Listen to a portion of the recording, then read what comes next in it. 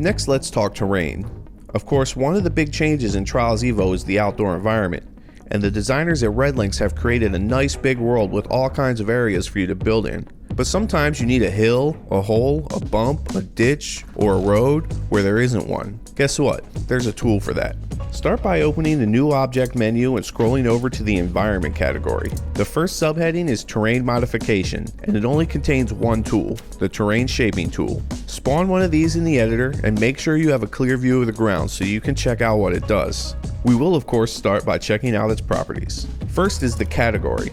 This determines what the terrain mod is doing. A few of the categories only affect the texture decal on the terrain. These are surface, driving line, and road and path.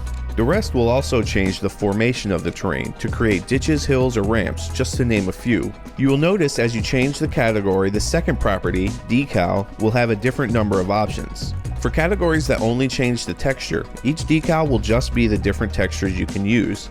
But for the categories that also adjust shaping, there will be different shaping variations with each option as well. When using the tool to shape the terrain, you can also choose to use the terrain's original texture by unchecking the decal checkbox. The colorize option will bring up a color picker you can use to change the color of your decal, and alpha will adjust the transparency of the decal. Finally, with the clear foliage checkbox selected, any grass, bushes, or trees that are within the area affected by the shaping tool will be automatically removed. Now we've covered the terrain shaping tool's properties, but we're still not done. There are a few more important features to look at. First, there are 3 states to choose from when manipulating the tool in the editor. These states can be changed by pressing the RB button. First, we have rotation. This mode is identified by the big red circle that appears around the shaping tool icon. In this mode, you can use the left and right triggers to rotate the shaping tool. You can also use the analog sticks to move it around and R3 to snap it to the driving line.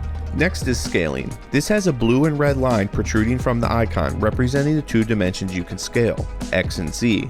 You can use the left and right triggers to scale both dimensions equally. Left trigger scales down, right trigger scales up. Or you can use the right analog stick to scale each dimension individually. Left and right scales the X axis, up and down scales the Z axis. R3 in this mode resets the size of the X and Z axis to their default.